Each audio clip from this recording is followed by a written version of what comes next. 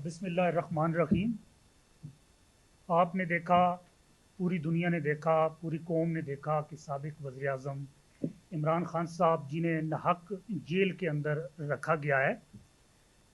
Adiala jail के अंदर दिन रात ट्रायल चलाए गए, बड़ी बरक रफ्तारी से ट्रायल चलाए गए। जो प्रोसीजर था कोर्ट्स का, जुडिशल प्रैक्टिस थी,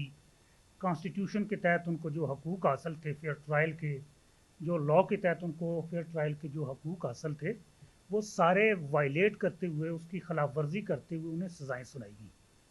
जिसको लेटर ऑन फिर हमने जब अपीलेट फोरम्स के ऊपर कॉन्स्टिट्यूशनल कोर्ट्स के अंदर जब लेके गए, तो फिर पूरी दुनिया ने देखा, आप सब ने भी देखा कि इमरान खान साहब के साथ होने वाली नाइंसाफ़ी अय्यां हुई, उनकी हक तलफ़ी अय्यां हुई, और अदालतें मजबूर हुई कि इमरान खान साहब को कम से कम जो रिलीफ बनता है वो ज़रूर दें। साइफ़र केस के अंदर आपने देखा कि जब वो अपीलेट फोरम के ऊपर मैटर जो मेरिट पे टेकअप हुआ, तो इमरान खान साहब को बरियत देनी पड़ी अदालत को।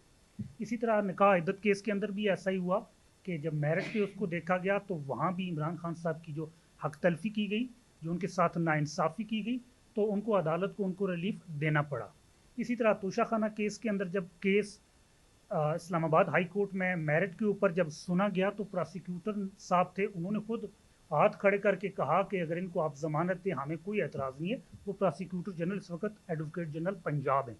इसी तरह जब खान साहब को जिस केस में जेल में डाला गया, जब उनको सज़ा सुनाई गई, लेकिन जब वो मेरिट पे देखा गया, तो सिर्फ 2 हफ्ते के अंदर अंदर उनको अदालत को ज़मानत देनी पड़ी।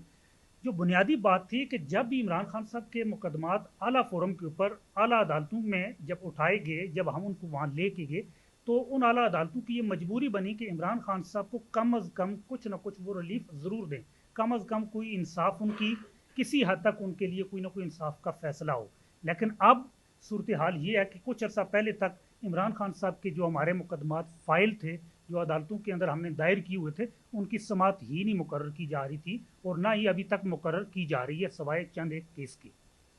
अब उसके बाद चूँकि जब केसेस कोर्ट्स के अंदर आला फोरम्स के ऊपर आते हैं, तो उनके साथ जो जेल के अंदर ट्रायल में जितनी नाइंसाफ़ी की गई है, तो वो फिर पूरी दुनिया देखती है। लेकिन अब एक नई टेक्निक इस्तेमाल की जा रही है कि इमरान खान साहब का को हक के इंसाफ तक रसाई, आला अदालतों तक जो रसाई है, वही रोक दी गई है। जो उनकी हमने कुछ मुकदमात के अंदर सुप्रीम कोर्ट के अंदर अपील करनी थी, आला हाई कोर्ट्स के अंदर हमने कुछ अपील्स करनी थी, तो अब उनके जो लीगल डॉक्यूमेंट्स हमें चाहिए, उनके सिग्नेचर चाहिए थे, इमरान खान साहब से उनके दस्तखत चाहिए थे, वो अब उसके ऊपर रोक लगा दी गई है। 1 हफ्ते के अंदर मैं 2 बार इमरान खान साहब के लीगल डॉक्यूमेंट्स और पावर ऑफ अटॉर्नी लेके अडियाला जेल में गया हूँ, तो दोनों बार जेल हुकाम की जानिब से इनकार किया गया है। अब सिर्फ एक जो पूरे सिनेरियो को देख के ये जो पूरी एक प्रैक्टिस की जा रही है, तो इस एक बात समझ आ रही है कि इमरान खान साहब की जो आला अदालतों तक जो रसाई है, जो आला अदालतों तक वो अपना मुकदमा दायर करना चाहते हैं,